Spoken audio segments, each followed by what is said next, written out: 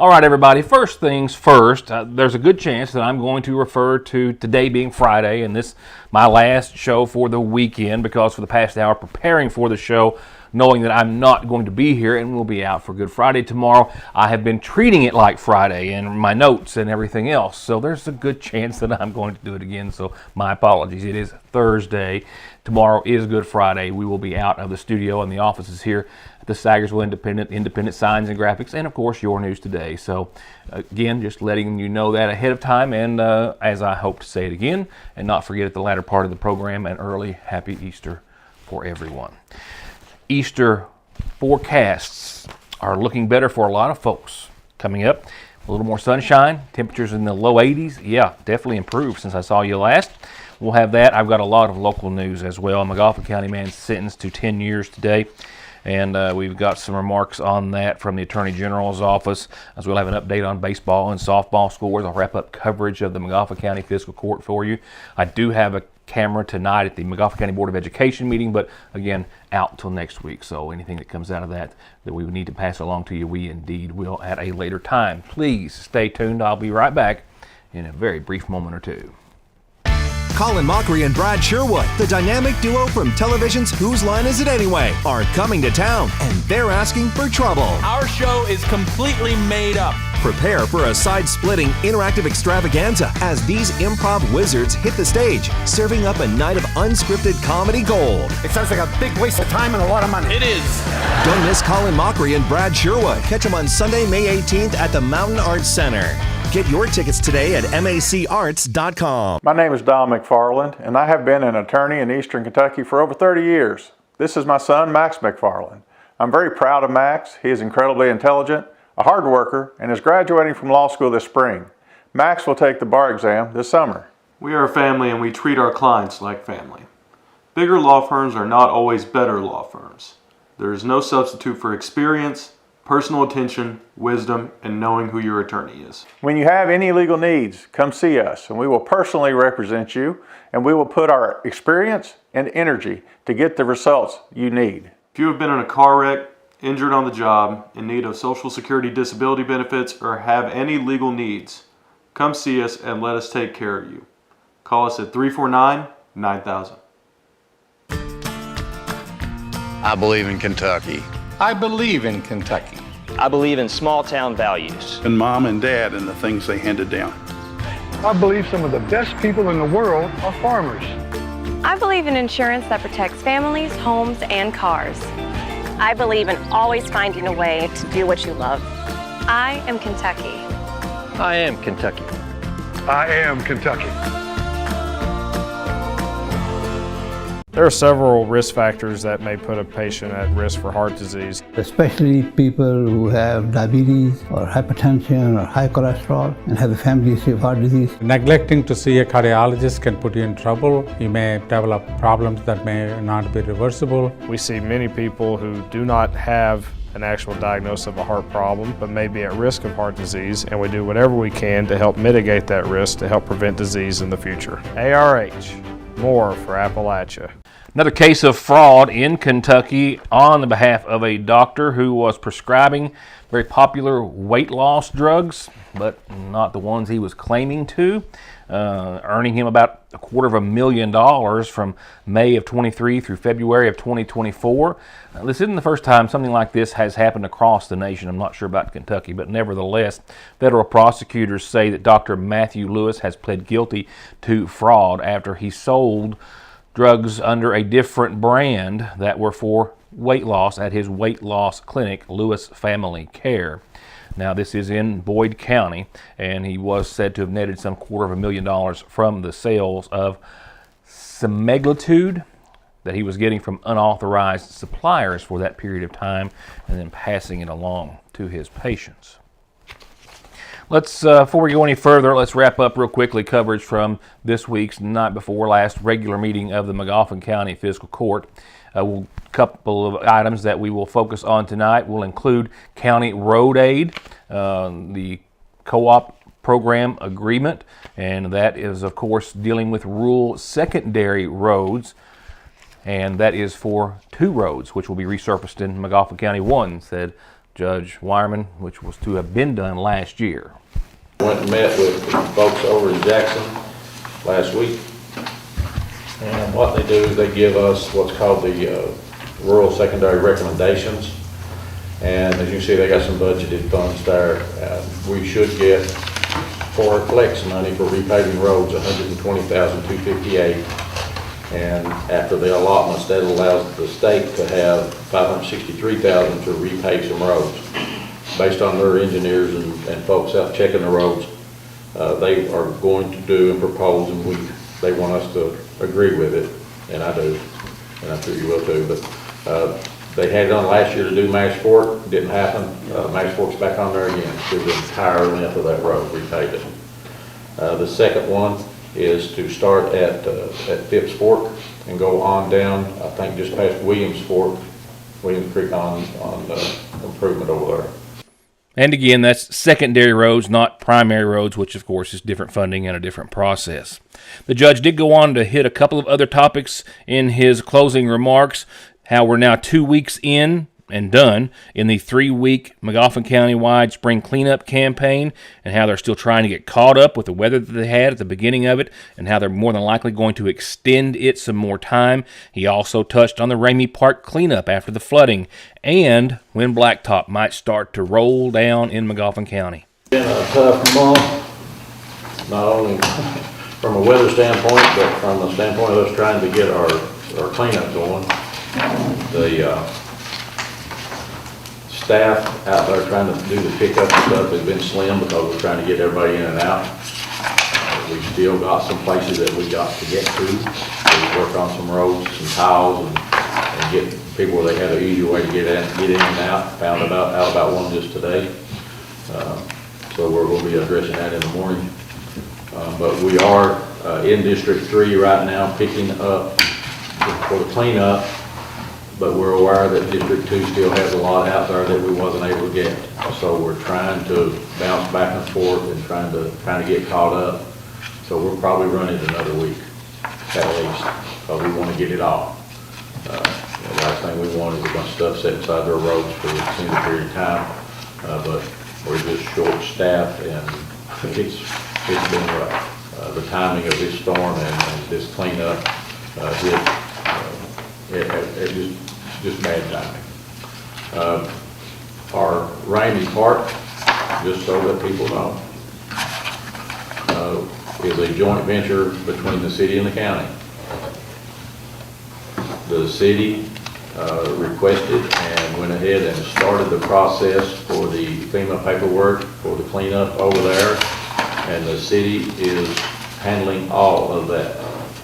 We have offered to help as we have availability, but again, that is all city.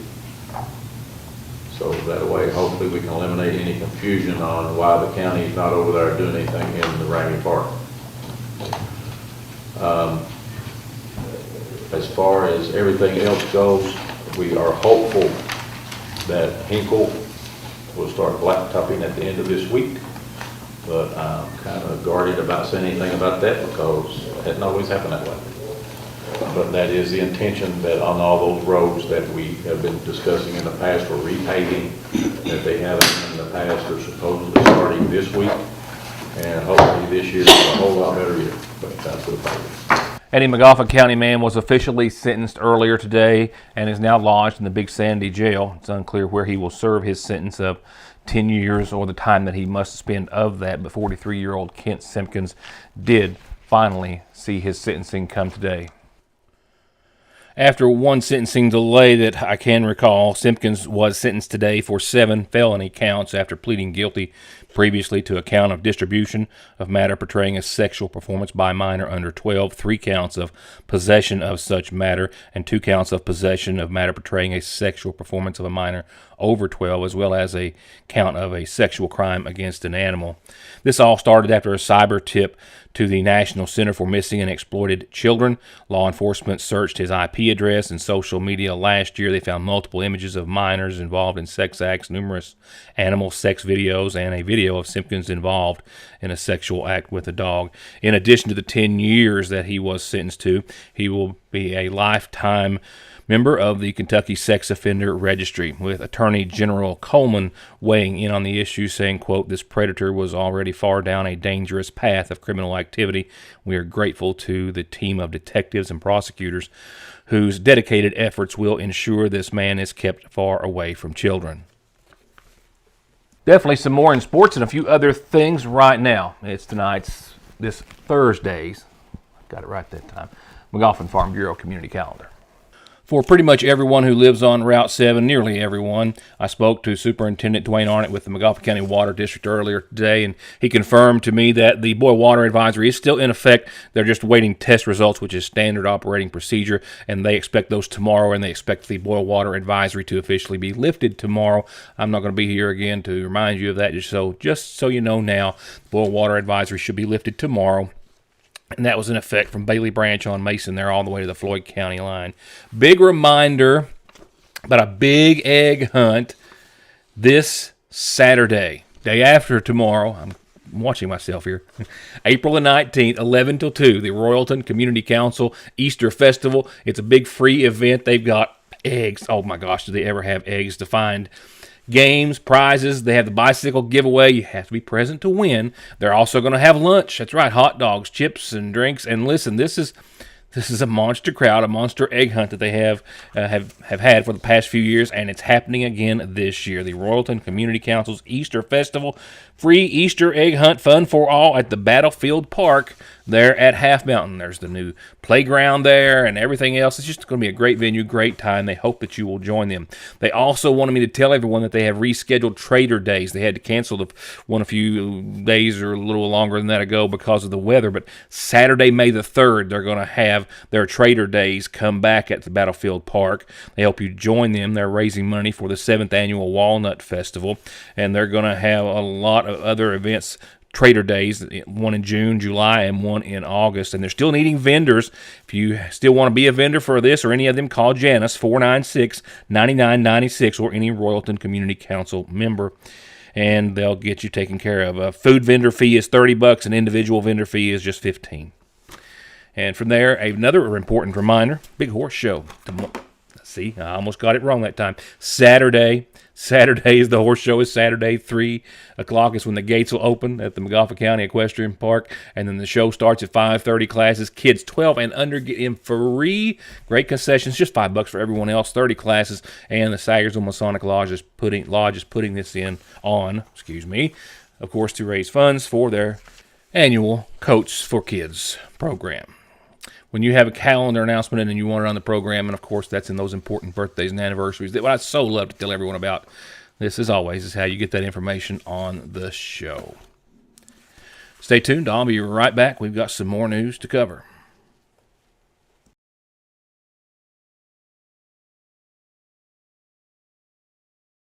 Johnson Central High School stands alone in providing the most college and career programs of study in one building throughout the entire state of Kentucky. This includes pathways in everything from the medical field to engineering, telemedia, welding, agriculture, and even aviation. And that's just to name a few of the 32 different choices.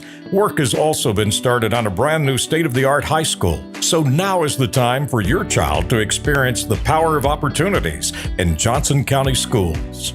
At Big Sandy Healthcare, every patient is seen as an individual deserving of respect, compassion, and top quality care. For us, it isn't about who they are or where they come from, but about the dignity and the care that they deserve. Our commitment goes beyond simply treating diseases. We tackle food insecurity, transportation problems, and other barriers many of our patients experience that hold them back from living fuller, healthier lives. At Big Sandy Healthcare, that's what sets our organization apart.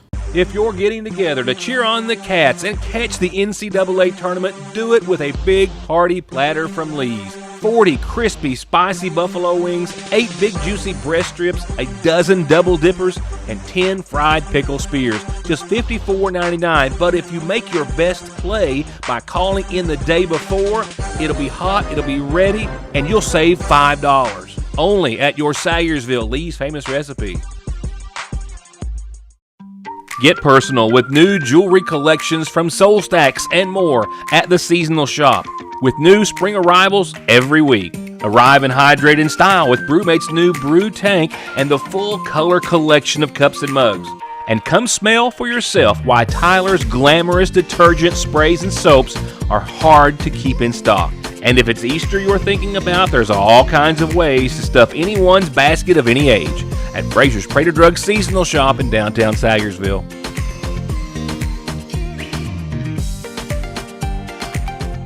For whatever reason, if your working days are over, don't do anything before you meet Grover. Social Security, disability, SSI, work injuries, wear and tear, and hearing loss. 888-9-GROVER. With spring comes sniffles and sneezes from that pesky fine powder from plants. Pollen, one of the worst words ever. You could try to limit your time outdoors, but that's really not an option for most of us. So talk to the pharmacist at Parkway Pharmacy and make a plan for personalized solutions for allergy and asthma relief today. One name, one call, one ultimate solution to your heating and cooling, sales, 24-hour service, and installation for home, commercial, boilers, chillers, and VRF systems. With over 15 years of experience and now based right here in the viewing area, Ultimate Air. 496-6650. SMB is proud to stand with you with what might be your very first and definitely last checking, savings, retirement, even Christmas Club account, along with consumer, auto, mortgage, business loans that you can easily manage from anywhere in the world with safe, secure mobile and online banking that comes from over 120 years of commitment to your financial life and well-being, today, tomorrow, and forever. Salyersville National. Time for a quick catch-up on the baseball diamond and that of the softball field for our Hornets and Lady Hornets and our other viewing area teams. Starting with our new coach, Gabe Burchell, and his McGoffin County Hornets. They got shut out back-to-back by Johnson Central this week. This was last night. That was a home game in 6 innings by 11 runs. Then before that, at Central by 10 runs in 5 innings. But they've regrouped, and they are on the road tomorrow night, which is Friday night, again, at 6 o'clock. They're traveling to Jackson City, looking to pick up their 4th win on the season for the McGoffin County and the boys. We wish them safe travels.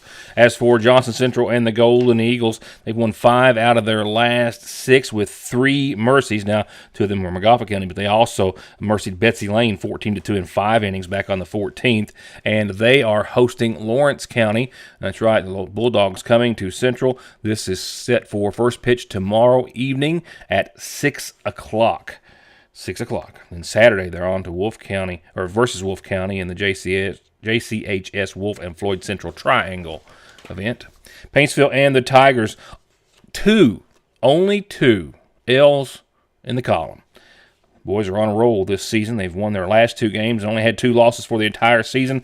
The last 2 games were against Martin County district games, 9-2 at home, and then an 18-3 win in 6 innings on the road at Martin County. Paintsville and the Tigers are hosting Montgomery County tomorrow, 6:30. Lawrence County and the Dogs, they've won their last 3, 12-2 over East Carter, 10-0 in 5 innings over Peaburg, and then a 7-4 win over Peaburg as Peaburg tried to make a comeback and just couldn't quite swing it. They are hosting Russell tonight at 6 o'clock. In softball, Lady Hornets first, 6-10. They dropped that one just by 4 to East Ridge. That was a home game last night. That came after, however, a 19-1 shutout almost. Mercy certainly of Phelps in just 3 innings. That was a big one for the girls. They picked up 3 wins thus far in the season. They're looking for their 4th. They are actually at Jackson City tonight. Boys again going tomorrow night, but the girls are at Jackson City. Well, right now, first pitch was set for 6 o'clock, looking for their 4th win on the season. From there, it looks like they are on the road next Monday. Well, Monday, Tuesday, Thursday, and Friday of next week. Johnson Central and Lady Eagle softball, they've won their last 7.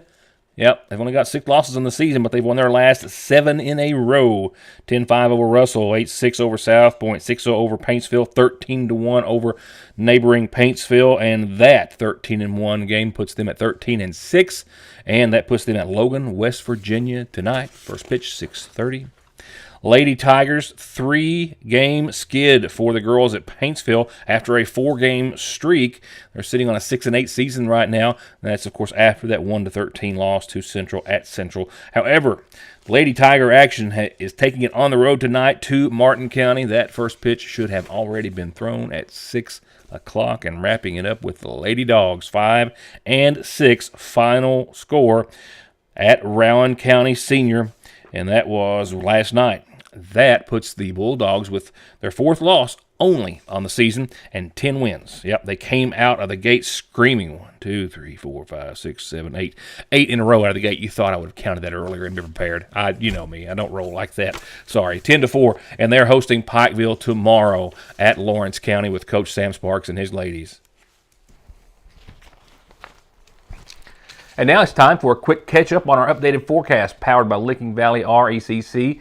Easter Sunday's forecast has improved and looking quite nice, and only a slim chance of showers therein. Overall, a pretty decent forecast as well, with a few ups and a few downs.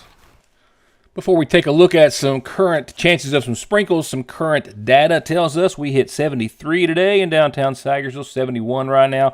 Light little breeze out of the east, 2 to 3 miles per hour. Clocked 1 at 11 today. Strongest wind I've had in the downtown area. Humidity pretty much where it was. I think it was 26% last night. At this time, it's 25 now. Zero rain to speak of till now, and not much coming, but I want to stress till now.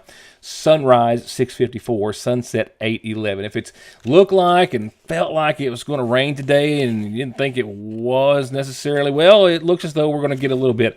And an update from the National Weather Service is chiming in and agreeing that, yeah, there's a good chance of some, they're calling it sprinkles. I mean, it might be a light little shower for a light little time this evening. As you can see, this rolling in, and this is pretty much up to speed and what real time is here at the 6:30 time frame. So keep that in mind. We've got a little bit of light rain coming. I think that those yellows that just passed over Lexington and had a little more oomph to them are going to stay well to our north. And then we are out of the woods as far as precipitation is concerned for tonight and tomorrow. Good Friday. Looks beautiful. But first, 43 tonight. Cloudy skies after those light showers or chances will clear. It's going to be a slow go, but we'll see clearing skies tonight and a calm wind. Good Friday forecast, sunny and 81. Don't know what else you could ask for tomorrow. There will be some breeze. Now, it's going to be a bad hair day. Keep that in mind. Anywhere from 6 to 25, 28 miles per hour at times, so expect that. And tomorrow night's low of 54 will keep us well out of the frosty zone and well in the comfort zone, again with a light breeze about and partly cloudy skies for the end of your Good Friday. For Saturday, it's just, I don't even have it on screen, but I will cover my bases here. We do have a 10% chance of showers in the forecast after 4 o'clock or so for maybe a couple of hours. Otherwise, partly sunny, close to mid-80s if not. Well, some of us, I think, will hit the 85-degree mark, and then some possibly.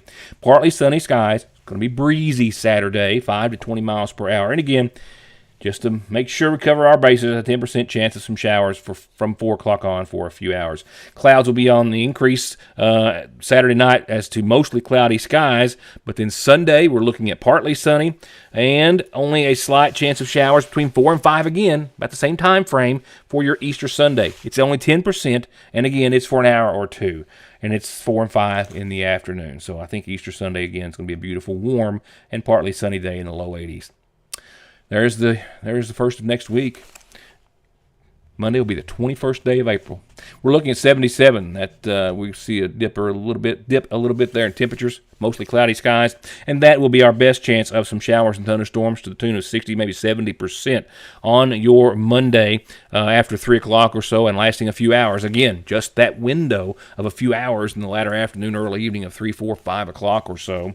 Otherwise, I think we'll see mostly cloudy skies Monday night and just a maybe 20 or 30% chance of some lingering showers. That blows out of here, leaves us Friday sitting 75 and mostly sunny, 46 that night.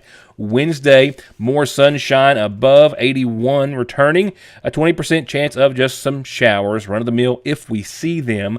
Wednesday has a better shot of some showers and maybe a few thunderstorms to the tune of 20 to 40% by Thursday evening, which looks to be mostly cloudy and will dip from the 80s to the 70s. Again, as I prefaced the show with, we, that being myself here at Your News Today, everyone at the Sagersville Independent and Independent Signs and Graphics, will be out tomorrow for Good Friday. That means we'll be back in the office Monday bright and early to pick up any messages that we've missed or any things that you may need. So keep that in mind and keep tuned to Your News Today, and make sure, I hope, most certainly, that everyone has a very safe, joyous, and relaxing Easter weekend. Enjoy it, and I hope to see you back here next week. We'll be on the downhill side of April then, as hard as that is to imagine. And we'll have news, of course, and other information that you're only going to see here and read in the Independent. Again, happy Easter and good night.